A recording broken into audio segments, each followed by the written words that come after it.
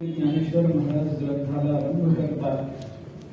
काव्य नाटक ही त्या वस्त्राला लावलेल्या लहान लहान घंटिका आहेत आणि त्यांच्यातून व्यक्त होणारा आवाज रुमझुण ही त्या काव्य नाटकाची अर्थशोभा आहे असं ज्ञानेश्वर महाराज बोलतात. त्या काव्याचा विचार आपण करतो आहोत.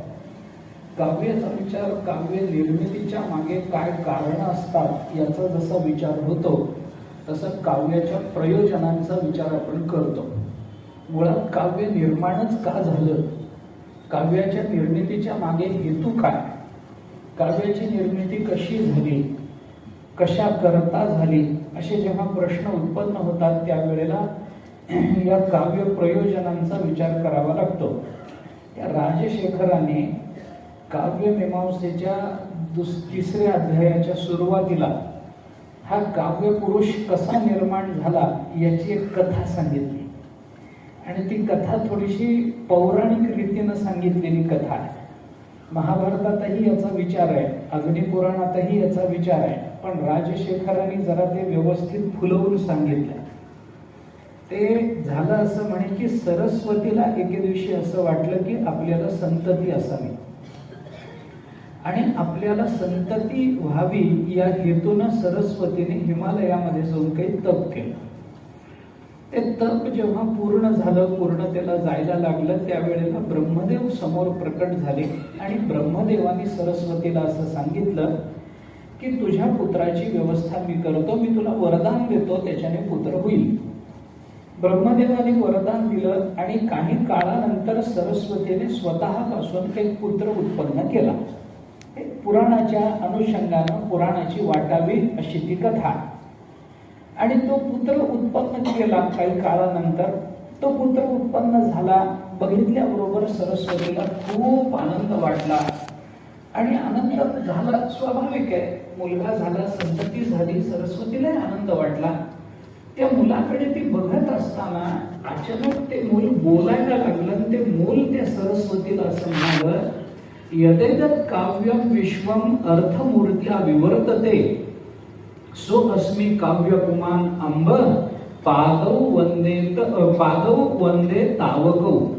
मी तुझ्या चरणाला नमस्कार करतो, मी तुझ्या चरणाला नमस्कार करतो. कोण नमस्कार करतो हे सांगताना त्या मुलाने असं सांगितलं की हे संपूर्ण वाङ्मय विश्व ज्याच्यामुळे अर्थामध्ये परिवर्तित होतं, ज्याच्यामुळे अर्थ रूपात परिवर्तित होतं, असा मी कोण, सो अस्मी कोण, काव्यपुमान, असा जो काव्य पुरुष, हे अंब पादो वंदेय तावकौ, मी तुझ्या चरणाला असा तुझा मुलगा जो काव्य पुरुष आहे की ज्याच्यामुळे सगळं वाङ्मय विश्व अर्थामध्ये परिवर्तित होतं, असा तुझा मुलगा काव्य पुरुष, मी तुला नमस्कार करतो.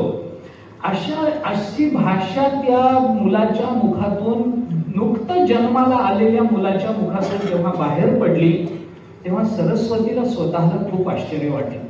सरस्वती विचार करते, अशा पद्धतीची भाषा, अशा पद्धतीची छंदोमयता, अशा पद्धतीची रसपूर्णता याच्यापूर्वी वेदाशिवाय आपल्याला कुठेही ऐकायला पाहायला मिळाली नाही.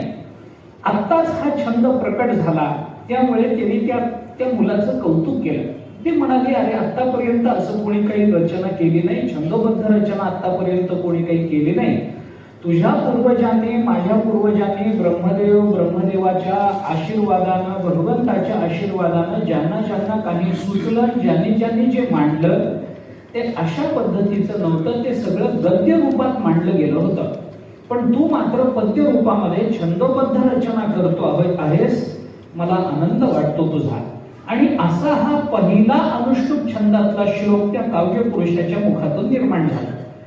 निर्माण झाल्यानंतर सरस्वतीला आनंद वाटला आणि तिने असं सांगितलं की वास्तविक सगळ्या वाङ्मयाला मी अर्थ देते, सगळ्या वाङ्मयाचं मूळ प्रेरणास्थान म्हणून मी सरस्वती आहे, सगळ्यांची मी माता आहे. पण आज माझं मन सुद्धा तू जिंकलंस, मला आनंद वाटला. आणि पुत्रात पराजयो द्वितीयम पुत्र जन्म असा नियम असतो. म्हणजे मुलाकडून जेव्हा आपला पराजय होतो तेव्हा आपल्यालाच दुसरं मूल झाल्याचा आनंद होतो. त्यामुळे तूच मला दुसऱ्या मुलाचाही आनंद दिलास, मला आनंद वाटला, छान वाटलं मला. तू मोठा आहेस, तुझ्या मुखातून अशी भाषा बाहेर पडली, तू या छंदोबद्ध वाङ्मयाचा करतायस, मला अभिमान वाटतो तुझा. पण हे जरी सगळं खरं असलं तरी ज्या पुत्राच्या इच्छेने मी तप केलं होतं त्या तपाची परिसमाप्ती म्हणून तुझी जरी प्राप्ती मला झालेली असली तरी माझ्या अंतःकरणातलं वात्सल्य त्याच्या करता म्हणून तू एकदम मोठा होऊ नको, एकदम अशी भाषा बोलू नको. मग जरा लहान मुलासारखं वाग बरं, लहान मुलासारखं वाग, असा उपदेश सरस्वती मातेने केला. आणि सरस्वती मातेने तिथेच कुठेतरी एका झाडाखाली त्याला ठेवलं आणि आपण स्नान वगैरे करून यावं म्हणून आकाशगंगेमध्ये स्नान करण्याकरता ती सरस्वती माता तिथून निघून गेली. ते मुलाला ठेवलं. आता सरस्वती पुत्र आहे, कोण त्याला नेणार, कोण त्याला मारणार, कोण बघणार त्याच्याकडे. जन्मल्याबरोबर जो छंदोबद्ध वाङ्मय निर्माण करू शकतो एवढं ज्याचं सामर्थ्य आहे त्याची चिंता कसली. एका झाडाखाली ठेवलं आणि सरस्वती माता स्नानाकरता म्हणून निघून गेली. तो जो काव्य पुरुष होता तो एकटाच झाडाखाली निवांत. आईने सांगितलंय लहानासारखं वाग, एकदम मोठा होऊ नकोस, लहानासारखा वाग. म्हणून ते आपलं पडलं, आकाशाकडे बघायला लागलं. आई तिथून निघून गेलेली. तेवढ्यात तिथं हे महामुनी उशना जे आहेत, ज्यांचा गीतेमध्ये आपल्याला भगवंताने ज्यांचा उल्लेख स्वतःची विभूती म्हणून केलेला आहे, असे उशनाचार्य मी असं म्हणून भगवान ज्यांचा उल्लेख करतात, ते महामुनी उशना, ते ऋषी तिथं काही समिधा गोळा करण्याकरता, तिथं जवळ त्यांचा आश्रम होता, समिधा गोळा करण्याकरता म्हणून तिथं फिरत फिरत आले. आणि बघतात तर एका झाडाखाली खडकावरती हे लहान मूल ठेवलेलं त्यांना दिसलं. रडत नाही, काही नाही, आपलं आपण खेळत आहे, अतिशय तेजस्पुंज आहे. त्यांनी ते मूल उचललं, इकडे तिकडे बघितलं की कुणाचं मूल आहे. आवाज दिला की बाबा कुणाचं मूल आहे, ज्याचं असेल काही घेऊन जा. असं एकट्या मुलाला टाकून कोणी माता पिता जातात का? नाही, कोणी जात नाही. असं करू नका, निष्ठुर होऊ नका. हे मूल असं उघड्यावरती का टाकलं? आवाज दिला, प्रार्थना केली, कोणी यायला तयार नाही. सरस्वती माता मुलाला घेऊन निघून गेलेली स्नानाकरता. त्यांना वाटलं की अरे हे कोण मुलं आहे माहिती नाही, आई वडील टाकून गेले, सोडून गेले, आपण त्याचा सांभाळ केला पाहिजे. म्हणून उशनाचार्यांनी ते मूल उचललं आणि आपल्या आश्रमामध्ये आणलं. आपल्या आश्रमामध्ये ते मूल घेऊन आल्यानंतर त्या मुलाला जरा चांगलं वाग लागलं, चांगलं खायला प्यायला मिळालं, चांगल्या आश्रमामध्ये ऋषींचा आवाज कानावर पडायला लागला, त्यांचे मंत्र कानावर पडायला लागले. ते मूल थोडंसं दष्टपुष्ट झालं. आता जन्मल्याबरोबर जर ते संस्कृतामध्ये छंदोबद्ध रचना करणं शक्य आहे तर त्याला वाढायला तरी काही वर्ष 2 वर्ष लागतील का? जन्मल्याबरोबर जे बोलतं त्याला वाढायला 5 मिनिटं सुद्धा पुष्कळ झाले. कारण त्यांनाही माहिती असतं आपल्याला प्रवचनात वेळ कमी असतो, यांना लवकर उरकायचं असतं, त्यांनाही माहिती असतं. ते मूल झपाट्याने वाढल्यानंतर या ऋषींनी आपल्याला आश्रमात आणलं, आपल्याला अन्न दिलं, आपल्याला दूध दिलं, आपला सांभाळ केला, आपलं रक्षण केलं.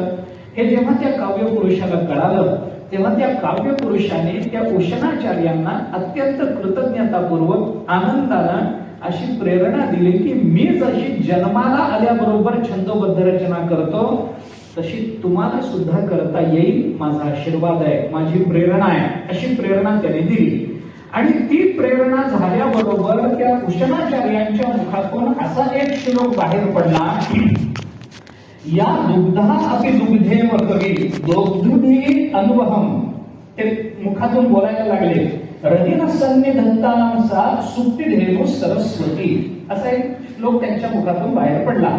या दुग्धा अपि दुग्धेव, कोण? कवी. किती? दुग्धुभी अनुभवम. अरे एखाद्या गवळी जसं आपल्या गायींचं दोहन करतो तसं जगतातले सगळे कवी अहोरात्र ज्या धेनूचं दोहन करतात आणि इतकं दोहन करून सुद्धा ती कधीही आटल्यासारखी दिसत नाही, कधीही निस्तेज झाल्यासारखी दिसत नाही, जणू तिचं दोहनच केलेलं नाही. गाईचं दूध काढल्यानंतर गाय जरा थकते, गाय जरा खाली बसते, गाय जरा चारा पाण्याची काहीतरी अपेक्षा करते, कारण तिच्या अंगातला रस गेलेला असतो. त्यामुळे जसं दोहन केल्यानंतर गाय थकते तसं सगळे कवी अहोरात्र जिचं दोहन करतात तरीही ती जणू दोहन न केल्यासारखी ताजी असते. ती तशीच असते. त्या सुक्ती असणाऱ्या सुक्तिरूप कामधेनू सरस्वतीला आम्ही प्रार्थना करतो. हृदय न सन्निधता, तिनं आमच्या हृदयामध्ये कायमच राहावं अशी आम्ही त्या सरस्वतीला प्रार्थना करतो. उशनाचार्यांच्या मुखातून अनुष्टुप छंदातला दुसरा श्लोक बाहेर पडला. हा या वाङ्मय संपदेतला दुसरा श्लोक आहे बरं का. पहिला श्लोक कविपुरुषाच्या मुखातून बाहेर पडला आणि दुसरा श्लोक उशनाचार्यांच्या मुखातून बाहेर पडला. त्यांनी सांगितलं, हृदयः सन्निधता सा सुक्तिधेनु सरस्वती. सुक्तिधेनु कामधेनु असणारी ती सरस्वती आमच्या हृदयामध्ये कायम वास्तव्याला राहो. असा श्लोक बाहेर पडल्यानंतर त्या काव्य पुरुषाला खूप आनंद झाला. त्याला असं वाटलं की प्रेरणा दिली मी, आशीर्वाद दिला मी, आणि उशनाचार्यांनी माझं वर्णन करायच्या ऐवजी माझ्या आईचं वर्णन केलं. किती भाग्यवान मी. माझ्या आईचं वर्णन मोठ्या मोठ्या महात्म्यांच्या मुखातून मला ऐकता आलं. आनंद वाटला. आणि आनंद वाटला ते मूल त्या आश्रमामध्ये राहिलं. तेवढ्यात इकडं ती सरस्वती जी आकाशगंगेमध्ये स्नानाला गेली होती ती तिकडून परत आली. परत आल्यानंतर ती शोधायला लागली. आपण या झाडाखाली मूल ठेवलं होतं आपलं, तो काव्यपुरुष आपली संतती आहे, तो कुठे गेला, कोणी नेलं त्याला, काही हिंस्र श्वापद आली का, तिला थोडी चिंता वाटायला लागली. आणि त्या चिंतेमध्ये त्या मुलाचा शोध घेत घेत घेत जेव्हा ती सरस्वती इकडे तिकडे फिरायला लागली त्यावेळेला तिची भेट त्याच अरण्यामध्ये विचरणा करता आलेल्या वाल्मिकी ऋषींची तिची भेट झाली. आणि वाल्मिकी ऋषींना तिने सरस्वतीनं असं विचारलं की अहो, मी इथं माझं मूल ठेवलं होतं झाडाखाली, तुम्ही इथं कधी आला, तुम्ही बघितलं का माझं मूल, तुम्ही उचलून ठेवलं का, कुठं कुणी नेताना तुम्ही पाहिलं का, असं विचारल्यानंतर वाल्मिकी ऋषींनी त्या सरस्वतीला असं सांगितलं, मला माहिती नाही म्हणे, मी आत्ताच इथं आलो, तुमचा मुलगा आहे हेही मला माहिती नाही, तुम्ही त्याचा शोध घेत आहात याची मला कल्पना नाही, पण ज्या अर्थी तुमचं मूल हरवलंय, पण तुम्ही चिंता करू नका. का? कारण हा जो परिसर आहे ना, हा काही त्या हिंस्र श्वापदांनी भरलेला नाही. आणि हिंस्र श्वापद जर इथं असली तरी ती श्वापद काहीही घात तुमच्या मुलाचा करणार नाहीत, कारण हा परिसर उशनाचार्य राहत असलेला परिसर आहे. तुम्ही चिंताच करू नका तुमच्या मुलाला काही होईल म्हणून. इथं ऋषींचं वास्तव्य आहे, उशनाचार्यांचं वास्तव्य आहे. इथला विंचू सुद्धा कुणाला चावत नाही, इथला वाघ कुणाला खात नाही, इथं साप कुणाला चावत नाही, कोणी कुणाच्या अध्यात मध्यात नाही. भूता परस्परे पडो मैत्र जीवांचे, असंच इथलं वातावरण आहे. त्यामुळे तुम्ही चिंता करू नका. बहुतेक उशनाचार्यांकडे ते मूल असेल. मग कुठे आहे असं म्हणल्यानंतर चला मी दाखवतो असं म्हणून वाल्मिकी ऋषींनी सरस्वतीला उशनाचार्यांच्या आश्रमाचा पत्ता सांगितला. ते बरोबर घेऊन गेले. घेऊन गेल्यानंतर सरस्वती मातेने तिथे गेल्यानंतर जेव्हा पृथ्वीने विचारलं तेव्हा त्याला कळालं की इथंच ते मूल आहे. ते मूल उशनाचार्यांनी दाखवलं, सरस्वतीनं उचलून घेतलं. वियोग पावलेल्या मातेला पुन्हा पुत्र प्राप्ती झाल्यानंतर जो आनंद होणं स्वाभाविक आहे तो आनंद सरस्वतीला झाला. तिने त्याला हृदयाला लावलं, त्याचे मुके घेतले, त्याचा मस्तकाचं अवघान केलं, हे सगळं केलं. आणि केल्यानंतर थोडी शांत झाल्यानंतर सरस्वती मातेने वाल्मिकी ऋषींना खूप कृतज्ञतापूर्वक सांगितलं की तुमच्यामुळे आज माझं मूल मला प्राप्त झालं, तुम्ही तुमची कृतज्ञ आहे. पण त्या नुसती कृतज्ञता शाब्दिक थँक्यू म्हणायचं एवढं मला माहिती नाही, त्याच्या पुढे मी विचार सांगते. काय म्हणे, अत्यंत कृतज्ञतापूर्वक मी तुम्हाला वर देते, मी तुम्हाला प्रेरणा देते, मी तुम्हाला असं सांगते की तुमच्याकडून सुद्धा अशा पद्धतीच्या काव्याची निर्मिती होईल. काव्याची निर्मिती होईल. वरदान दिलं, कृतज्ञतापूर्वक वरदान प्राप्त झालं. आणि तिथं तिला नमस्कार करून, त्या सरस्वतीला नमस्कार करून जेव्हा वाल्मिकी ऋषी परत आपल्या आश्रमाकडे जायला निघाले त्यावेळेला त्यांना असं दिसलं की एका पारध्याने झाडावर बसलेल्या करौंच पक्ष्याच्या जोडप्याला बाण मारला आणि त्याच्यातला एक पक्षी अत्यंत विवळ तळमळ करत खाली पडला आणि बाण लागून मेला. दुसरा त्याचा जो साथीदार वर बसलेला होता, ती जी मादी वर बसलेली होती ती आक्रोश करून रडायला लागली आणि तिचा तो शोक वाल्मिकी ऋषींना बघवला नाही.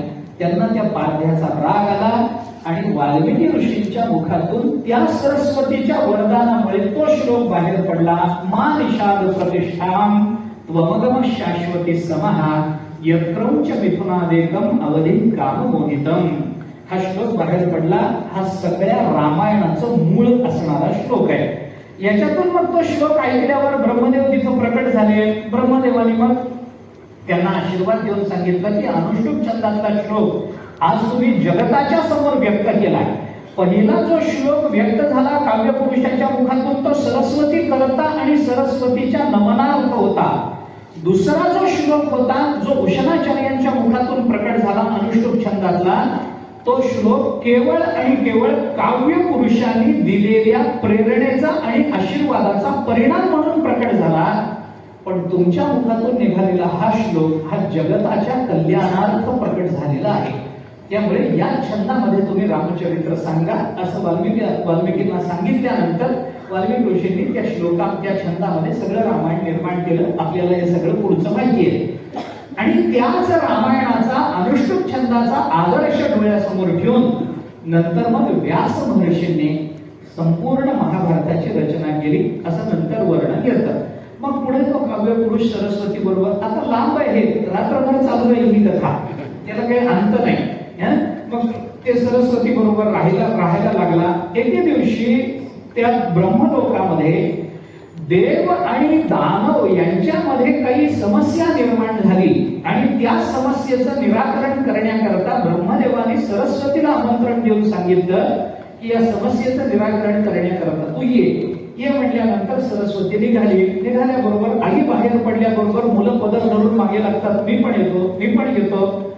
सरस्वतीच्या बरोबर तोही काव्यपुरुष निघाल्यानंतर सरस्वतीने त्याला सांगितलं बाबा आता तू मोठा झालास, आता मी चालले कारण मला ब्रह्मदेवाने माझ्या बापाने सांगितलंय तिथं येऊन समस्येचं निराकरण कर म्हणून. तुला घेऊन ये असं ब्रह्मदेव बोलले नाही, त्यामुळे तू काही माझ्या बरोबर येऊ नको.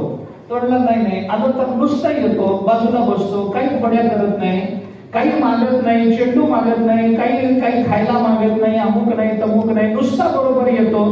त्यांनी सांगितलं नाही, तसं जर अपेक्षा असती तर ब्रह्मदेवाने मला सांगितलं असतं तुलाही बरोबर घेऊन ये, पण तुझा उल्लेख या अर्थी केला नाही. तसं आमंत्रण असल्याशिवाय तिकडे जायचं नसतं, तू ते नियम पाळले पाहिजेस, त्यामुळे तू घरी राहा. सरस्वती त्याला घरी ठेवून निघून गेली. या मुलाला आला राग. हा म्हणाला आई माझा असं मला सोडून जाते तर मी सुद्धा आईला सोडून जातो, म्हणून घर सोडून हा काव्यपुरुष बाहेर पडला. घर सोडून जायचा जेव्हा विचार काव्यपुरुषांनी केला त्यावेळेला त्याचा मित्र होता त्या काव्यपुरुषा हा सरस्वती पुत्र.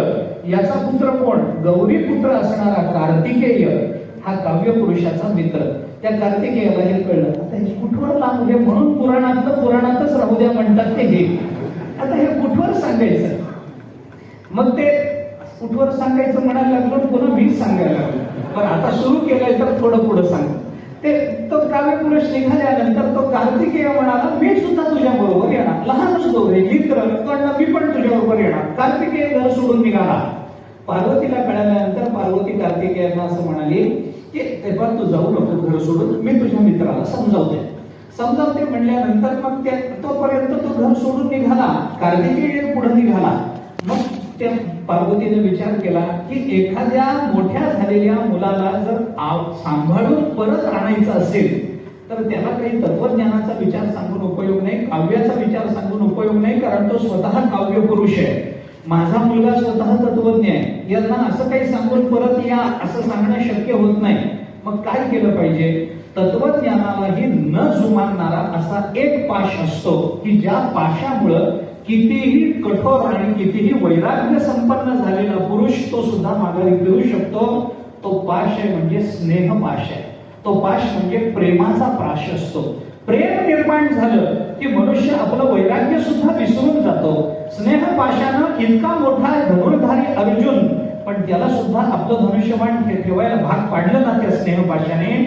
तसंच काहीतरी केलं पाहिजे म्हणून त्या पार्वतीनं एक स्त्री निर्माण केली आणि त्या स्त्रीला सांगितलं तो बघ तो पुढं पळत चाललाय ना तो तुझा नवरा आहे. असा लग्न झाल्यावर नवऱ्याने घर सोडून जाणं बरोबर नाही. तो कुठेही चाललेला असला तरी त्याचं मन वळवून त्याला माघारी परत आण. मग ती निघाली. तिने काही हे केलं. मग ते मागे मग त्या पार्वतीनं काही अशा कवींना सांगितलं की तुमचा जो हेतू आहे, तुम्ही ज्याचं नमन करता, तुम्ही ज्याची आराधना करता, तो काव्य पुरुष तुम्हाला सगळ्यांना सोडून निघून जायला लागला. कसलं काव्य करता, जा त्याच्या मागे, त्याची प्रार्थना करा, त्याला एका जागी स्थापित करा, तर तुम्हाला तो काहीतरी वरदान देऊ शकेल. तोच फिरणार आहे, तुम्ही काही इथं बसला, जा त्याच्या मागे, त्याची विनंती करा. मग हे सगळे कवी, त्याची बायको, असे सगळे सगळे सगळे निघाले आणि मग तो पुढं जातो आहे काव्य पुरुष. त्याच्या बरोबरीनं कार्तिकेय जातोय, त्याची बायको आणि बाकीचे कवी मागून जात आहेत. मग ते ज्या ज्या राज्यातून गेले ते 4 भागामध्ये ते फिरले. पूर्वेकडे गेले, पश्चिमेकडे गेले, उत्तरेकडे गेले, दक्षिणेकडे गेले.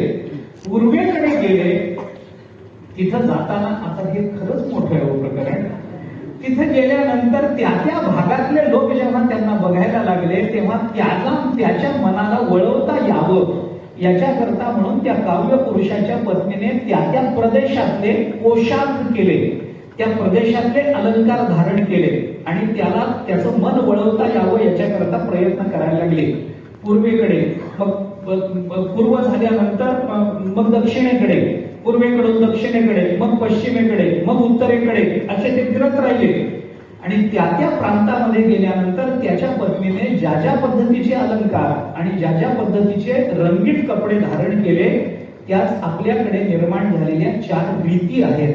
त्याच्यातच ती त्यालाच म्हणा वैदर्भी रीती, त्यालाच म्हणा गौडी रीती, त्यालाच म्हणा पांचाली रीती आणि त्यालाच म्हणा आरवटी रीती. अशा पद्धतीनं 4 रीती आणि त्या त्या प्रांतातले अलंकार निर्माण झाले. मग पूर्व दिशेला गेल्यानंतर त्या पुरुषांनी बायकोकडे लक्ष दिलं नाही. थोडंसं पश्चिमेकडे आल्यानंतर थोडंसं जास्त लक्ष दिलं, उत्तरेकडे आल्यानंतर थोडंसं अधिक जास्त लक्ष दिलं आणि दक्षिणेकडे आल्यानंतर मग मात्र त्या पुरुषाचं मन पूर्ण वळलं. म्हणून उत्तरेकडे, पूर्वेकडे कवी थोडे कमी झाले. तिकडं फार मन रमलं नाही काव्य पुरुषाचं, रमवता आलं नाही म्हणून तिकडं कमी झाले. सगळ्यात जास्त कवी उत्तरेकडे आणि दक्षिणेकडे 2 प्रांतामध्ये जास्त झाले. कारण या काव्य पुरुषाने त्या त्या रीतींना भुलून एका जागी यायचं कबूल केलं. अशा पद्धतीचं आता कशा करता सांगितलं मी, मुद्दा एवढा चालू होता, काव्य का निर्माण होतं या संबंधातलं जे चिंतन आहे त्याचा विचार थोडासा आठवला म्हणून आपल्या समोर ठेवला. कशा करता हे सांगितलं, काव्याची निर्मिती, काव्य आहे, काव्याची कारणं आहेत, काव्याचं प्रयोजन आहे, हेही आम्हाला मान्य आहे. परंतु हे काव्याचं प्रयोजन जरी असं असलं, काव्य निर्मितीच्या मागे अशा पद्धतीचं काही कारण जरी राजशेखर सांगत असले तरी काव्याच्या कारणाने निर्माण होणाऱ्या काव्याच्या मागे काही प्रयोजन असतात आणि त्या प्रयोजनांचा वेगवेगळा विचार करताना आपण मम्मटांच्या 6 प्रयोजनांचा विचार करतोय. काव्यम यशसे अर्थकृते व्यवहारविदे श्वेतरक्षतये सद्यपर निर्वृत्तये कांता संमित तयोपदेशयुजे, अशी 6 प्रयोजन सांगितली. आपल्याकडे वेदांतामध्ये विचार करत असताना प्रयोजनांचा विचार 2 पद्धतीने केला. एक मुख्य प्रयोजन आणि दुसरं गौण किंवा अवांतर प्रयोजन असं की नाही. एक मुख्य प्रयोजन असतं आणि एक गौण प्रयोजन असतं, अवांतर प्रयोजन असतं. अवांतर प्रयोजनाला वाव असतो, नसतो असं नाही, पण अवांतर प्रयोजन परोक्षाकरता महत्वाचं ठरतं, अपरोक्षाकरता महत्वाचं ठरत नाही. या विचारानं गौण प्रयोजनाला बाजूलाच ठेवलं जातं, मुख्य प्रयोजनालाच डोळ्यासमोर ठेवून काव्य निर्मिती केली जाते असंच आपल्याला सांगितलं जातं. मुख्य प्रयोजन काय आहे आणि गौण प्रयोजन काय आपण नेहमी उदाहरण देतो. एक मनुष्य आहे, उन्हाळ्याचे दिवस आहे, दुपारची वेळ आहे, प्रवासाला निघालेला आहे, पोटात भूक लागलेली आहे, जवळपास खायला त्याच्याजवळ शिदोरी नाही, जवळ एखादं गावही नाही. रस्त्यानं जाताना त्याला असं वाटलं की कुठेतरी बसायला मिळावं, थोडंसं पाणी मिळावं, खायला काही मिळालं तर बरं होईल असा विचार केला. त्याने तेवढ्यात बघितलं एक आमराई त्याला दिसली. आमराई दिसल्याबरोबर तो आमराई तिथं थोडं बरं वाटतं बाबा, आंब्याचे दिवस, पाडाला आंबा लागलेला, तो त्या आंब्याच्या झाडाखाली जाऊन बसला. बसल्यानंतर थोडी विश्रांती घ्यावी, थोडं सावलीत बसावं, ऊन मी म्हणतंय, सावलीला बसला, बरं वाटलं, वारा सुटला, अंगाला छान वाटलं, आला शीतळ शांतीचा वारा, तेने सुख झाले या शरीरात, असं काही झालं त्याला, बरं वाटलं. आणि तेवढ्यात त्या आमराईचा मालक तिथं आला आणि त्याने विचारलं, कोण तुम्ही, कुठल्या गावचे, कुठं निघालाय. चौकशी केल्यानंतर आमराईचा मालक विचार चांगला होता, कनवाळू होता. त्यांनी सांगितलं, अहो अनायसे आलाय, दुपारची वेळ आहे, आमराईत बसला, पाडाला आंबा लागलाय, 4 आंबे तोडून खा, पोट भरून घ्या तुमचं, दुपारची वेळ आहे, तुमची तहानही रसानं भागेल आणि आंब्याने पोटही भरेल. त्यावेळेला तो विद्वान पुरुष झाडाखाली बसलेला तो म्हणला, छे छे, मी फक्त सावली करता आलोय, आंब्याशी आपलं काही घेणं देणं नाही. त्याच्या एवढा मूर्ख माणूस या जगात दुसरा नसेल. भूक लागली, जवळ आंबा आहे, सावली आहे, सगळ्या गोष्टी खऱ्या आहेत, पण आंब्याच्या झाडाची सावली, फक्त सावली आंब्याच्या झाडाखाली मिळते का चिंचेखाली मिळू शकते?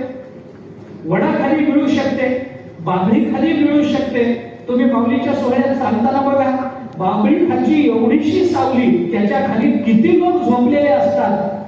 झाडालाच असं वाटतं की कृतार्थ झालो बाबा, इतके लोक एका झाडाखाली त्या सावलीत झोपलेले असतात. कुठेही एरंडोपी द्रुमा येते. अरे वाळवंटात गेलं तर एरंडाच्या खालची सावली सुद्धा महत्वाची असते. नाही असं नाही. एक सोडून अन्य ठिकाणी ते प्रयोजन जर पूर्णतेला जात असेल तर त्याला गौण प्रयोजन म्हणा. सावली, झाडाची सावली फक्त आंब्याच्या झाडाखाली असते असं नाही, ती सगळ्या झाडांच्या खाली मिळते. म्हणून आंब्याच्या झाडाची सावली हे आंब्याच्या झाडाचं गौण प्रयोजन आहे. पण आंब्याच्या झाडाला लागलेला आंबा दुसऱ्या कोणत्या झाडाला लागतो सांगा? पिंपळाला लागतो? पिंपळाला लागतो? पिंपळाला काकड्या लागतील. ज्ञानोबा म्हणतात, आरीवरी आर रे, आहे ना? तो ज्ञानोबरांचा आपलं काही म्हणणं नाही त्या संबंधात. ते पिंपळाला आंबा लागतो का, चिंचेला आंबा लागतो का, बाभळीला आंबा लागतो का, पेरूच्या झाडाला लागतो का? मग आंबा कोणत्या झाडाला लागतो? तो आंब्याच्याच झाडाला लागतो. म्हणून तद व्यतिरिक्त अन्यत्र त्या प्रयोजनाची परिपूर्ती न होणं हे मुख्य प्रयोजन असतं. आणि तदितर साधनांपासूनही प्रयोजनांची परिपूर्ती होणं हे गौण प्रयोजन असतं. आंब्याच्या झाडाखालची सावली हे झाडाचं गौण प्रयोजन, आंब्याच्या झाडाला लागलेला आंबा हे मुख्य प्रयोजन असं मानावं लागतं. तसं या मम्मटाने या 6 प्रयोजनांचा विचार केलाय. चिंतन करणाऱ्या टीकाकारांनी असं म्हटलंय की याच्यातली पहिली 2 प्रयोजन गौण आहेत.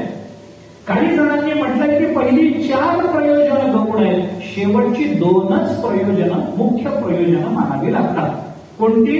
सद्यः परनिर्वृत्तये आणि कांता संमित तयोपदेश युजे, ही 2 प्रयोजन काव्याची मुख्य प्रयोजन आहेत. यशसे, अर्थकृते, व्यवहारविदे, शिवेतरक्षतये ही सगळी गौण प्रयोजन माना. कारण इतरांपासूनही शिवेतरक्षते प्राप्त करून घेता येतं. इतरांपासून आम्हाला यश, कीर्ती, आम्हाला धन हे प्राप्त करून घेता येतं. व्यवहार ज्ञान आम्हाला इतरांपासून प्राप्त करून घेता येतं. पण सद्य परनिर्वृत्तये ही आनंदाची प्राप्ती आणि उपदेशाची प्राप्ती ही अन्य कोणत्याही साधनांपासून होणार नाही. म्हणून काव्याच्या 6 प्रयोजनांपैकी पहिली 4 प्रयोजन गौण प्रयोजन आणि उरलेली 2 प्रयोजन मुख्य प्रयोजन माना. अशा पद्धतीचा एक विचार आपल्याला सांगता येतो. काल आपण त्या संबंधामध्ये थोडस बोलत होतो.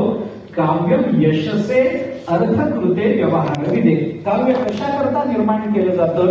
यशाकरता. यश शब्दाचा अर्थ आहे कीर्ती, आणि ही कीर्ती मिळावी याच्याकरता कालिदासाचे वर्णन काल आपण करून आलो. भर्तृहरीचे पद आपण सांगितलं की कीर्ती मिळावी याच्याकरताच सगळ्यांची बरोबर चालू असते. त्या रामायणाच्या शेवटच्या कांडात, उत्तरकांडात, आता ते क्षेपक मानायचं का प्रमाण मानायचं हा ज्याच्या त्याच्या पुन्हा याचा अभिनिवेशाचा प्रश्न असेल की त्याच्याकरता बोलत नाही. पण उत्तरकांडामध्ये रामचंद्र प्रभूंच्या मुखामध्ये एक फार चांगला विचार बोलून दाखवला गेलाय. रामायणामध्ये रामचंद्र प्रभूंच्या मुखात असं वाक्य आलंय की कीर्त्यर्थम तु समारंभः सर्वेषां सुमहात्मना. रामचंद्र प्रभू असं बोलतात, कीर्त्यर्थम तु समारंभः, कोण? सर्वेषां सुमहात्मना. अरे मोठ्या मोठ्या महात्म्यांची, मोठ्या मोठ्या पुरुषांची, महापुरुषांची सुद्धा सगळी खटपट फक्त कीर्ती करता चालू असते. कीर्त्यर्थम, बस कीर्ती करताच हा सगळा समारंभ. समारंभ शब्दाचा अर्थ खटपट असाच आहे बरं. कीर्त्यर्थम तु समारंभः, कोण? सर्वेषां सुमहात्मना. सगळ्या महात्म्यांची खटपट चालू आहे, ती कीर्ती करताच चालू आहे. कीर्ती मिळावी, कीर्ती प्राप्त व्हावी याच्याकरताच हे सगळं चालू आहे. काल आपण बोलून आलो, जयंती ते सुकृतिनो रससिद्धाः कवीश्वराः नास्ति येषां यशः काये जरा मरणजं भयं. हे भर्तृहरी बोलून दाखवतात. यशः काये, कीर्ती रूपी शरीर हे त्यांचं नित्य आणि शाश्वत असतं. कीर्ती, आता ज्ञानोबारायांचं कीर्तिरूपी शरीर आहेच आहे. आपल्याला ज्ञानोबारायांचं शरीर डोळ्याला दिसतं का?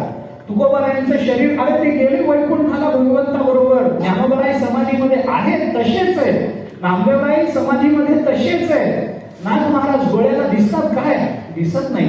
मग आपण काय ऐकतो? कीर्तीच ऐकतो. संतांची कीर्ती गायली पुराणी, पुराणांनी त्यांची कीर्ती गावी. वाऱ्या हाती माप चाले सज्जनाचे, कीर्तिमुख त्यांचे नारायण. आपण कीर्तिमुखाची गोष्ट अनेक वेळेला सांगून आलो. ज्ञाने कीर्तिमुखत्व केली आहे. ज्ञानोबाराय 15व्या अध्यायामध्ये म्हणतात कीर्तिमुख होणं म्हणजे काय? कीर्ती हे मुख नाही, कीर्तिमुख हे राक्षसाचं नाव आहे. आपण, मी कथा सांगतो पुन्हा एकदा. आपण भगवान शंकराच्या मंदिरात ज्या वेळेला जातो त्यावेळेला उंबरठ्याला जेव्हा वागतो आपण, तेव्हा त्या उंबरठ्याला मधोमध असं एका राक्षसाचं तोंड कोरलेलं असतं. मंदिरात आपण बघितलं ना, राक्षस आहे, लांब लचक मिशा असतात, सुळे बाहेर आलेले असतात, त्या दात बाहेर आलेले असतात, रंगीत असेल तर डोळे लाल भडक असतात, ती जीभ बाहेर आलेली, अशा एका अकराळ विकराळ राक्षसाचं तोंड मंदिराच्या उंबरठ्याला, गाभाऱ्याच्या उंबरठ्याला आपल्याला दिसतं ना, त्या राक्षसाचं नाव आहे कीर्तिमुख. पुराणामध्ये त्याचा संदर्भ आहे. ज्ञानोबारायांनी तो संदर्भ ज्ञानेश्वरीत घेतला. आता तरी ज्ञानोबारायांचा अभ्यास नाही असं कसं म्हणायचं? आहेच ते काय झालं, त्या राक्षसाचं भगवान शंकराचं युद्ध झालं. त्या युद्धामध्ये बरेच दिवस युद्ध झालं, राक्षस काही पराजित होईना. भगवान शंकर त्याच्या युद्ध नैपुण्यावर संतुष्ट झाले आणि युद्ध थांबवून भगवान शंकराने त्या राक्षसाला सांगितलं, मी तुझ्या युद्ध नैपुण्यावर अगदी तुष्ट आहे, तुला काय वर मागायचं आहे तो मागून घे. मागायचं त्यांनी सांगितलं, आता काय वर मागायचं आहे? तुमच्या हातून मरण ज्याला येतं त्याला वर मागायची गरज काय? अरे मी मुक्तच होणार आहे. ते म्हणले, नाही पण मी तुझ्यावर संतुष्ट आहे, बोल ना, काही वर मागायचं असेल मागून घे. त्यांनी सांगितलं, काही नाही, जर द्यायचाच असेल तर एक वर द्या. काय देऊ? भगवान शंकराला त्या राक्षसाने सांगितलं, एकच माझी इच्छा आहे, तेवढा वर द्या, लोकांनी तुमच्या आधी माझ्या पाया पडावं, एवढीच माझी इच्छा आहे, बाकी काही नाही. भगवान शंकरांनी विचारलं, हा उपद्व्याप कशाला? हे कशाला? माझ्या आधी तू पुढं कशाला रे बाबा? माझ्या आधी तुझ्या पाया पडावं? तो म्हणाला, माझ्या पाया पडावं, मला महत्व यावं अशी इच्छा नाही देवा. तुमच्या पुढे मी तुच्छ आहे, मी राक्षस आहे, मी असुर योनीत जन्माला आलेला आहे, तुम्ही परब्रह्म आहात, तुमच्या आधी लोकांनी माझ्या पाया पडावं असं मला का वाटेल? मग असं का मागितलं? त्यांनी सांगितलं, काही नाही, लोकांनी माझ्या पाया पडावं याच्याकरता मला तुमच्या उंबरठ्याला जागा द्या. कशा करता उंबरठ्याला? काही नाही, लोक तुमचे भक्त जेव्हा तुमच्याकडे येतील त्यावेळेला तुमच्या आधी जेव्हा उंबरठ्यावर माझ्याकरता म्हणून डोकं टेकवतील त्यावेळेला त्या भक्ताचा कान माझ्या तोंडाजवळ येईल आणि त्याचा कान माझ्या तोंडाजवळ आला की तुमची कीर्ती मी त्याच्या कानात सांगेल आणि मग तुमची कीर्ती ऐकून तो तुमच्या दर्शनाला येईल आणि मुक्त होईल. याच्याकरता म्हणून मला फक्त उंबरठ्याला जागा द्या. म्हणून त्या राक्षसाचं तोंड उंबरठ्याला काढलेलं कोरलेलं असतं, त्याचं नाव आहे कीर्तिमुख. असं मुख की जे भगवंताची कीर्ती गातं. तर तुकोबाराय म्हणतात की अरे भगवान शंकराची कीर्ती गाणारा राक्षस आहे, पण वाऱ्या हाती माप चाले सज्जनाचे, संतांची कीर्ती गाणारा राक्षस नाही, कीर्तिमुख त्यांचे नारायण. जसं भगवान शंकराच्या उंबरठ्याला राक्षस कीर्तिमुख म्हणून बसवला, तसं ज्ञानोबारायांच्या उंबरठ्याला प्रत्यक्ष परमात्माच कीर्तिमुख म्हणून बसवला. तुकोबारायांच्या उंबरठ्याला कीर्तिमुख त्यांचे नारायण, नारायण हाच कीर्तिमुख होतो. त्यांचं कीर्तिरूप शरीर हे शब्द रूपानं, अक्षर रूपानं अजून जसंच्या तसंच टिकतं. जरा मरणजम भयम नास्ति, त्याला जरा मरण जरेचं, म्हातारपणाचं, मरणाचं दुःख नाही, त्याला कशाचंही दुःख नाही, कशानेही ते शरीर निवृत्त होत नाही. अशा पद्धतीचा विचार आपल्याला करता येतो. आता आपण काल एक बोललो होतो, ते तुम्हालाही सल्लं असेलच, मलाही सल्लं, पण सांगून जातो त्याच्याकरता की काय गंमत आहे की अर्थ आणि कीर्ती हे दोन गौण आहेत, मान्य आहे.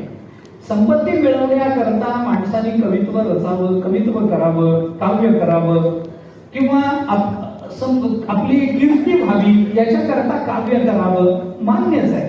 आतापर्यंत लोकांनी अनेकांनी केलंय. कालिदासासारखी उदाहरणे आपल्या डोळ्यासमोर त्यासाठी देता येतील.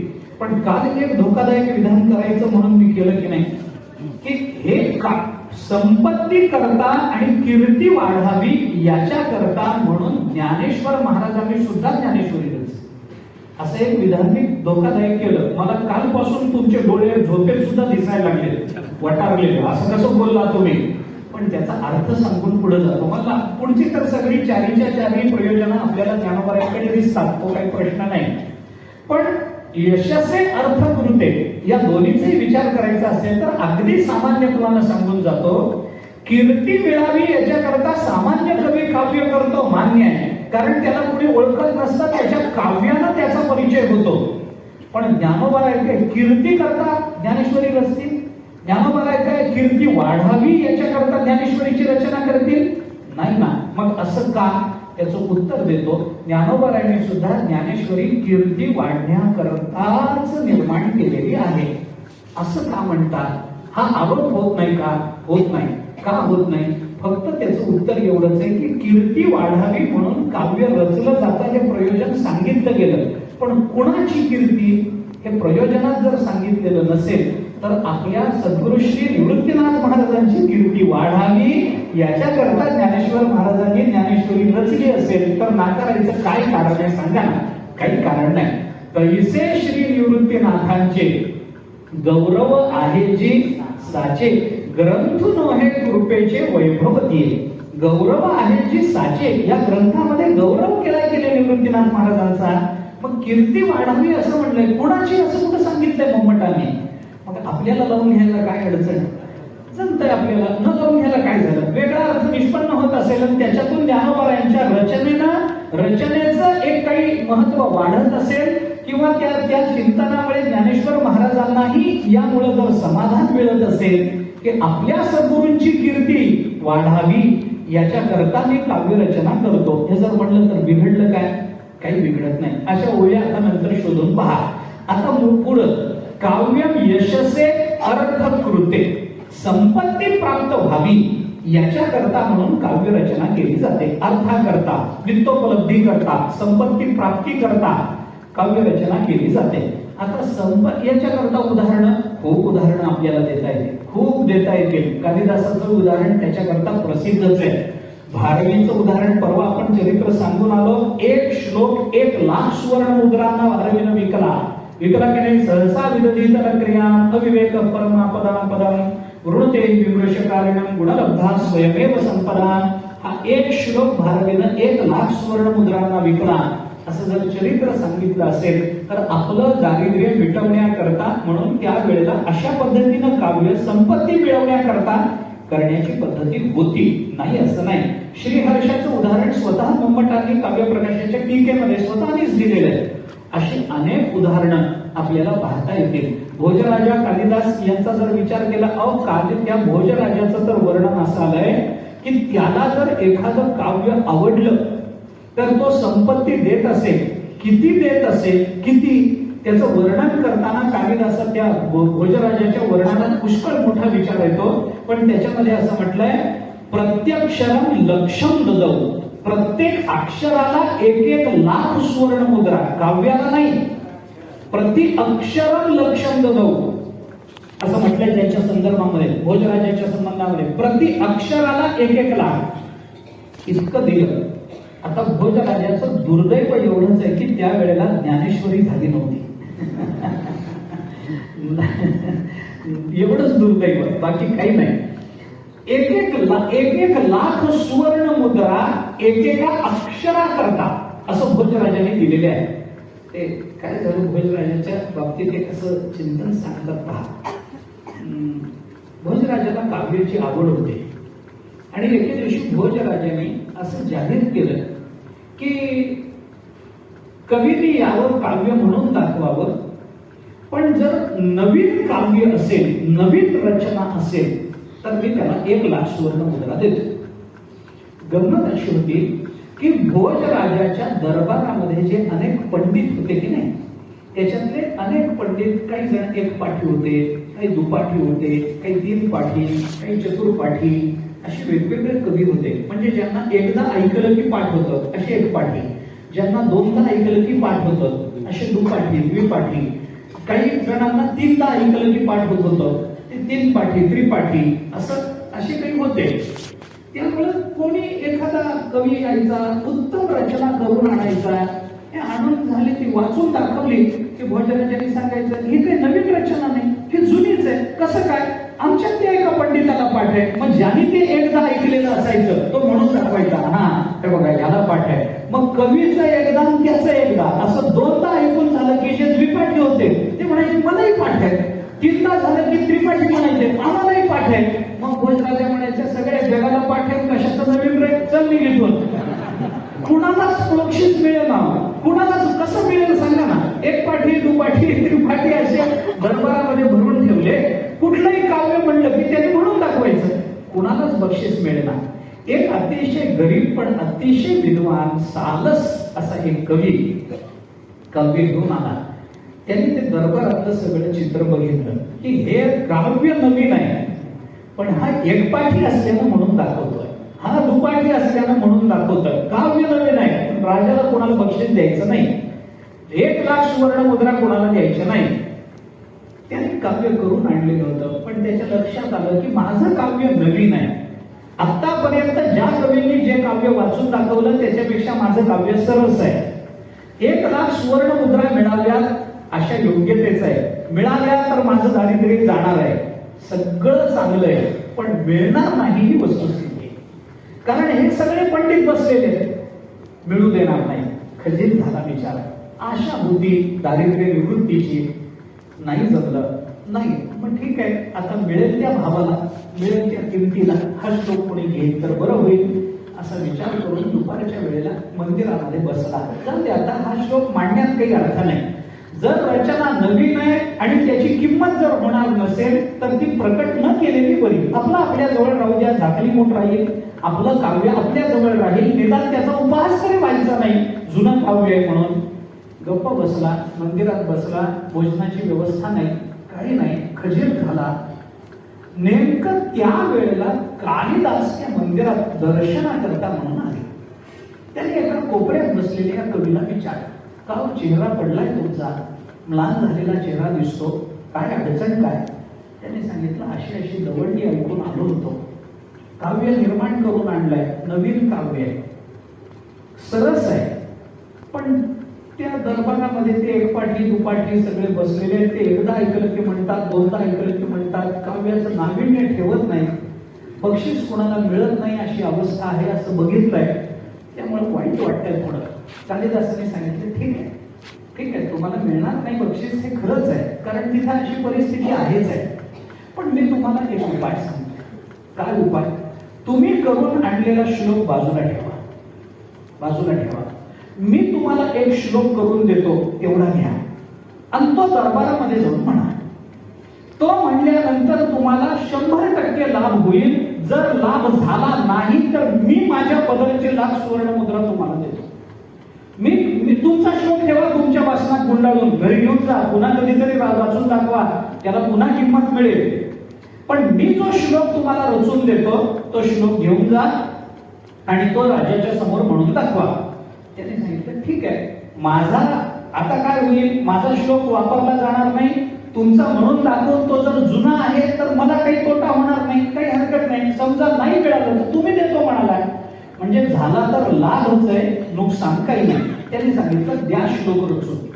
कालिदासाने तिथल्या तिथे एक श्लोक रचला, त्या गरीब कवीला दिला आणि सांगितलं जा उद्या सकाळी दरबारामध्ये वाचून दाखवा, मी सुद्धा तिथं असेल. ठीक आहे. दुसऱ्या दिवशी सकाळी दरबार भरला, अनेक वेगवेगळे लोक आले. काय आहे नवीन काव्य? हो, काल रात्रीच आम्ही आणलंय हे काव्य नवीन तयार करून. म्हणा. म्हणलं की भोजराजा म्हणायचा हे आम्हालाही पाठ आहे. म्हणा रे. म्हणलं की दुसरा एक पाठी म्हणायचा, मग दुपाठी, मग हे पण पुन्हा पुन्हा म्हणायला लागले. मग तो कवी खजील व्हायचा. आता हा उठला आणि हा म्हणाला माझ्याकडे मी श्लोक रचून आणलाय, तो नवीन आहे, तो आपण ऐकावा आणि मला बक्षीस द्यावं. भोजराजांनी सांगितलं ठीक आहे, म्हणा ना. जर तो आमच्यापैकी कुणाला पाठ नसेल तर आम्ही नक्की तुम्हाला त्या श्लोकाचं बक्षीस देऊ. आता एक पाठी दुपाठी सरसावून बसले. चला आता कानावर पडलं की आपण म्हणून दाखवायचा.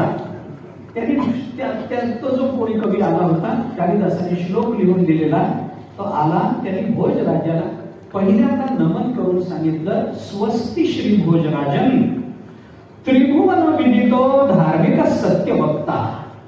राजे तुमचं कल्याण असो. स्वस्ति स्वस्ति श्री वटेषु स्वस्ति भोजराजन. श्री भोजराजन स्वस्ति, तुमचं कल्याण असो. तुम्ही कसे आहात? त्रिभुवन विदितो धार्मिक सत्य वक्ता. तुमची त्रिभुवनामध्ये धार्मिक आणि सत्य वक्ता अशी कीर्ती पसरलेली आहे, म्हणून तुमचं कल्याण असो. पण मी आज आलोय वेगळ्या कारणाकरता. कशा करता? पित्रा ते संग्रहिता नवतिनवधिका रत्न कोट्यो मधीयः तास्त्वं देहि इति राजन् सकलबुध जनैः ज्ञायते सत्यम एतत् नो वा जानन्ति यत्तत् मम कृतिम् अथवा देहि लक्ष्यं ततो मे. त्यांनी सांगितलं, राजा तुझं कल्याण असो. तुम्ही धार्मिक आणि सत्य वक्ते म्हणून त्रिभुवनामध्ये तुमची कीर्ती पसरलेली आहे, तुमचं कल्याण असो. मी आज इथं आलोय ते वेगळ्या कारणाकरता. पित्रा ते संग्रहिता नवतिनवधिका रत्न कोट्यो मधीयः. झालं होतं असं म्हणे की तुमच्या बापानं माझ्याकडून 99 कोटी रत्न उधार घेतलेली होती. तुमच्या बापानं माझ्याकडून 99 कोटी रत्न ही उधार घेतलेली होती. बरं, ही उधार घेतलेली कुणाकडून? मध्ये माझ्याकडूनच घेतली होती. किती घेतली? 99 कोटी रत्न तुम्ही तुमच्या बापानं माझ्याकडून उधार म्हणून घेतली काही कामा करता. तास कोण देही ते राजन, ते मला परत मिळावेत म्हणून मी आता तुमच्या दरबारामध्ये आलोय. आणि त्यांनी माझ्याकडून ही रत्न घेतली होती.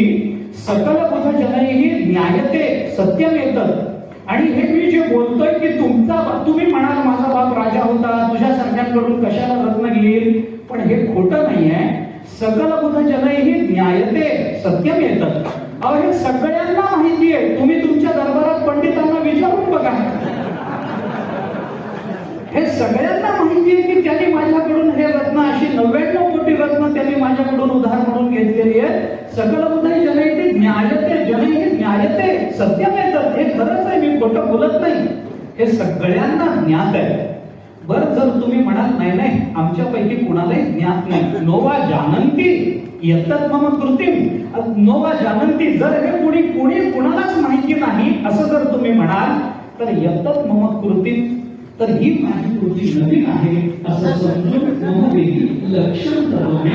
आणि जर ही कृती नवीन आहे हे जर तुमच्यापैकी कुणाला माहिती नसेल तर ही माझी कृती नवीन आहे असं समजून मला लाख सुवर्ण मुद्रा त्याच्या देऊन टाका. आता राजा विचार करतो, 99 कोटी रत्न दिलेली परवडतात का लाख सुवर्ण मुद्रा परवडतात? याच्याला नाव घेऊन टाका, ही नवीन कृती आहे असं समजा देऊन टाका.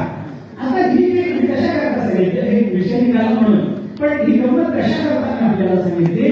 भोज राजाकडे अशा पद्धतीचं काव्य घेऊन येणारे अनेक लोक होते आणि त्या कवींना भोज राजाने अशा पद्धतीनं खूप द्रव्य दिलेलं होतं. त्यामुळे अर्थाची प्राप्ती ज्याच्यामुळे होते असं काव्य निर्माण करणं हे सुद्धा काव्याचं एक प्रयोजन मानलं गेलं की ज्याच्यामुळे संपत्ती मिळते. असे तुम्ही बघा ना, एका अर्थाने काय आजही बघा, अलीकडच्या परिभाषेत बोलायचं झालं तर एखादा काव्य संग्रहाला 5,000 50,000 रुपयाचे पुरस्कार दिले जातात आणि असे पुरस्कार मिळतात म्हणून तो काव्य संग्रह निर्माण होतातच की नाही. आणि कशा करता निर्माण होतात? अर्थपूर्ते, दुसरं काही हेतू नसतो त्याचा. संपत्ती मिळावी याच्याकरता काव्यरचना केली जाते. आक्षेप आपला येऊ शकेल. काल आपण बोललो होतो की ज्ञानोबांनी सुद्धा अर्थप्राप्ती करता ज्ञानेश्वरीची रचना केली.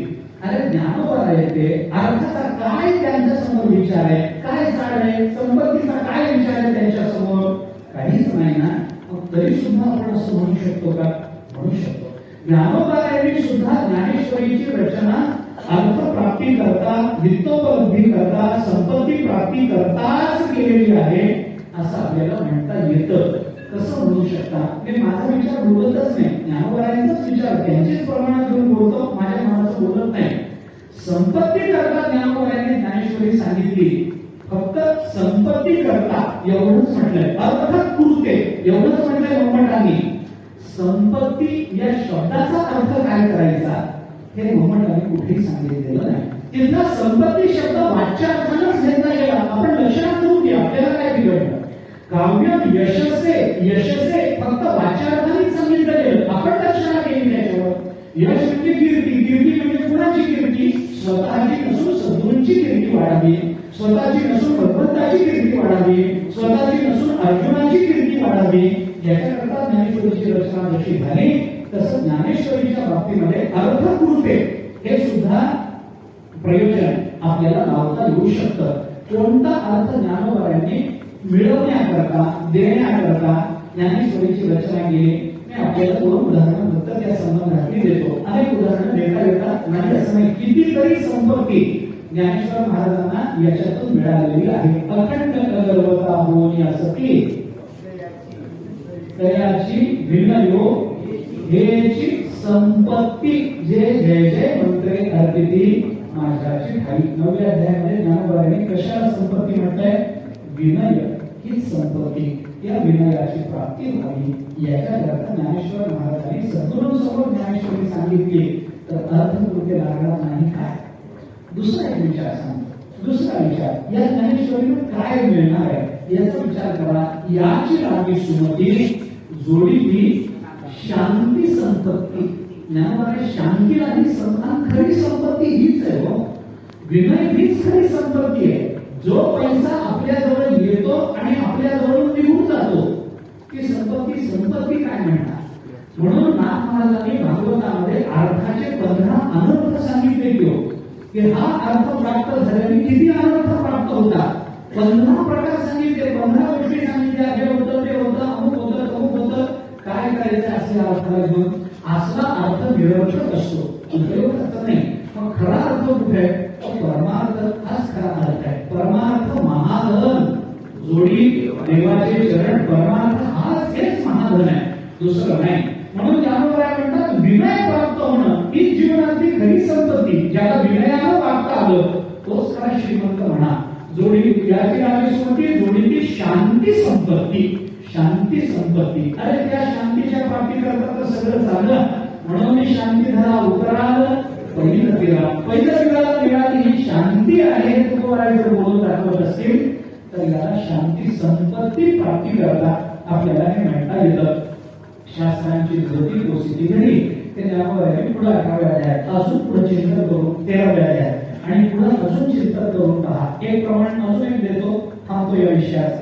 ज्ञानोबांनी आणखी एक संपत्ती आपल्याला सांगितली. काव्याच्या चिंतनामध्ये आपण त्याचा विचार करून आलो. ज्ञानोबा काय म्हणतात? रसाची उन्नती, भावाची संपत्ती, काय नाही कथेची संगती, भावाची संपत्ती, रसाची उन्नती म्हणजे पुन्हा. हे चौथ्या अध्यायात ज्ञानोबा बोलून दाखवतात. म्हणजे काय? इथं काय प्राप्त होणार आहे? काय प्राप्त होणार आहे? कथेची संगती प्राप्त होईल, भावाची संपत्ती असा शब्द ज्ञानेश्वर महाराजांनी वापरला. तुम्ही ज्ञानेश्वरीत या भिन्न भिन्न पद्धतीचे भाव, असे भाव ज्ञानोबांच्या शब्दातून प्राप्त होतील. अशी भावाची संपत्ती प्राप्त होईल की त्या भावातून आपल्याला जो रस प्राप्त होतो त्या रसापासून क्षणभरही बाजूला व्हावं असं आपल्याला वाटणार नाही. इतके भिन्न भिन्न भिन्न भाव ज्ञानेश्वर महाराजांनी या ग्रंथामधून प्रकट केले. त्या भावांना ज्ञानेश्वर महाराजांनी संपत्ती असा शब्द जोडला. शांतीला ज्ञानेश्वर महाराजांनी संपत्ती असा शब्द जोडला. विनयाला ज्ञानेश्वर महाराजांनी संपत्ती असा शब्द जोडला. सगळी दैवी संपत्ती आपल्याला तिकडे जाता येतं नाही असं नाही. याच्या करता म्हणून ज्ञानेश्वर महाराजांनी ज्ञानेश्वरीची रचना केली. तर अर्थकृते एक वेगळ्या अंगाने आपल्याला तिकडे लावता येईल. आता काव्य यशस्वी झालं, अर्थकृते झालं. आता व्यवहार व्यवहाराची प्राप्ती व्हावी याच्याकरता म्हणून काव्य सांगितलं जातं. व्यवहाराची प्राप्ती कोणत्या अर्थानं? व्यवहार शिकवणारं काव्य असतं. काव्यातून व्यवहार कळतो, अनुष्ठुप छंदातून व्यवहार कळतो. स्मृती ग्रंथाची उदाहरणं आपल्याला त्याच दृष्टीने विचारात घेता येतील. भगवद्गीता त्याच दृष्टीने आपल्याला विचारात घेता येईल. तुकोबारायांकडे जर आपण आलो तर तुकोबारायांनी आपण ज्याला व्यवहार म्हणून सामान्यपणे बोलतो तो व्यवहार सुद्धा तुकोबारायांनी किती ठिकाणी शिकवला. जोडून या धन उत्तम व्यवहारे उदास विचारे व्यक्त करी. ते परमार्थ करता सांगितलं का आपल्या शुद्ध व्यवहार करता सांगितलं? आपला शुद्ध व्यवहार असावा. आपण धन जोडावं, तुकोबाराय नाकारत नाही.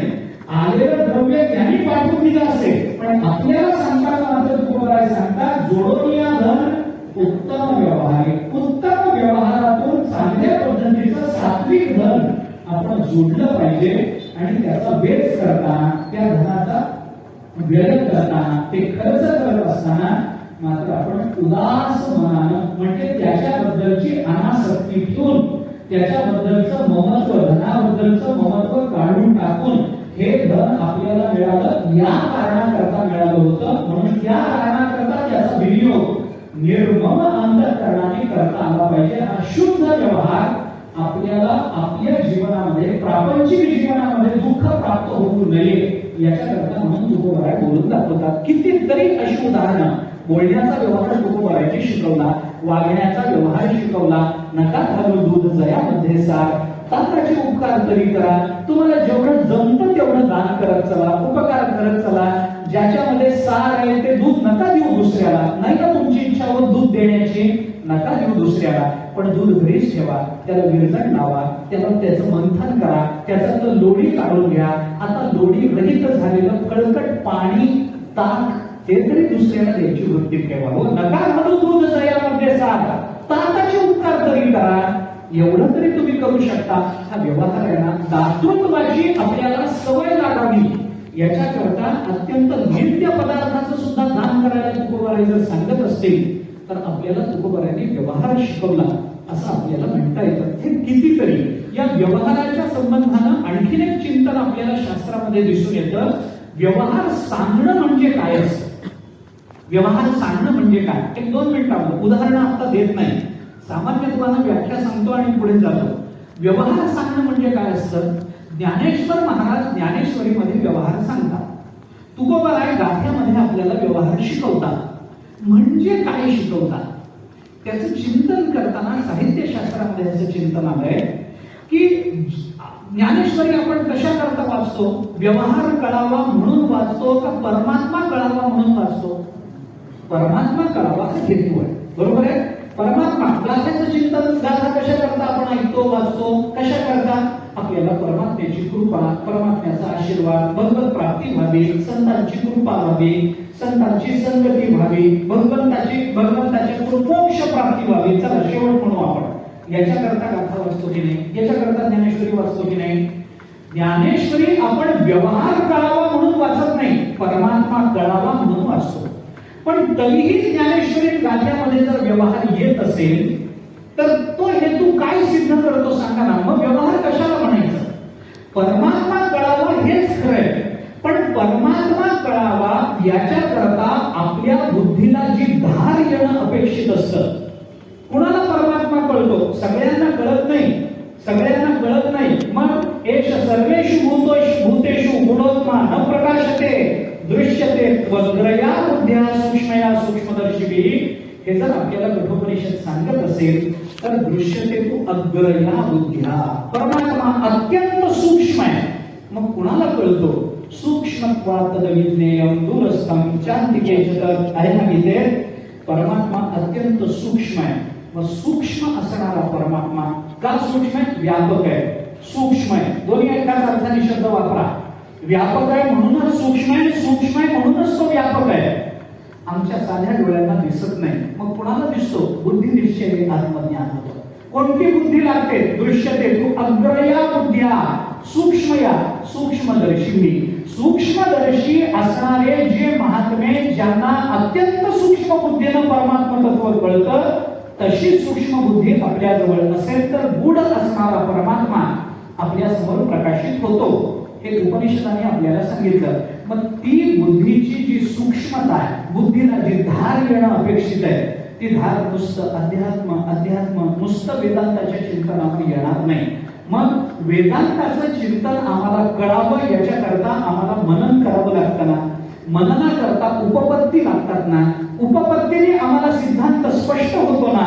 मग त्या उपपत्ती ज्या ज्या शास्त्रातून आलेल्या असतात ती शास्त्र यालाच व्यवहार म्हणा. त्या त्या शास्त्रांचा निर्देश जिथे जिथे होतो तो व्यवहार म्हणवला जातो. म्हणजे ज्ञानेश्वरीमध्ये आयुर्वेदाचं उदाहरण जर आलं तर आयुर्वेद हा ज्ञानेश्वरीच्या बाबतीतला व्यावहारिक ज्ञान झालं. ज्ञानेश्वरीमध्ये जर राजधर्मातलं उदाहरण येत असेल तर राजधर्म हा ज्ञानेश्वरीच्या परिप्रेक्ष्यातून व्यवहार झाला, हे लक्षात घ्या. म्हणजे व्यवहार म्हणजे देण्या घेण्याचा व्यवहार इतकाच विचार करत नाही काव्यशास्त्र. काव्यशास्त्र म्हणतं सूक्ष्म तत्वांचं अवलोकन करण्याकरता, सूक्ष्म तत्वांची प्राप्ती करून घेण्याकरता बुद्धीला ज्या सूक्ष्मतेची आवश्यकता असते, ज्या व्यापकतेची आवश्यकता असते, ती बुद्धीची व्यापकता ज्या ज्या शास्त्रांनी आपल्याला प्राप्त होते ते शास्त्र त्या ग्रंथामध्ये व्यवहार सांगणारं ठरतं. म्हणून ज्ञानेश्वरीमध्ये आपण सगळंच मानतो. तिथं हे आलं, इतिहास आला, पुराणे आली, तिथं महाभारताचा विचार आला, रामायणाचा विचार आला, तिथं अजूनही काही आलं, तिथं सामान्य व्यवहारही सांगण्यात आला, मनुस्मृतीतले सांगण्यात आलं, दानाचाही विचार आला, दमाचाही विचार आला. हे सगळं काय आहे? याला एका अर्थाने काव्यशास्त्र व्यवहारच म्हणतं. असा व्यवहार सांगणारं काव्य असतं.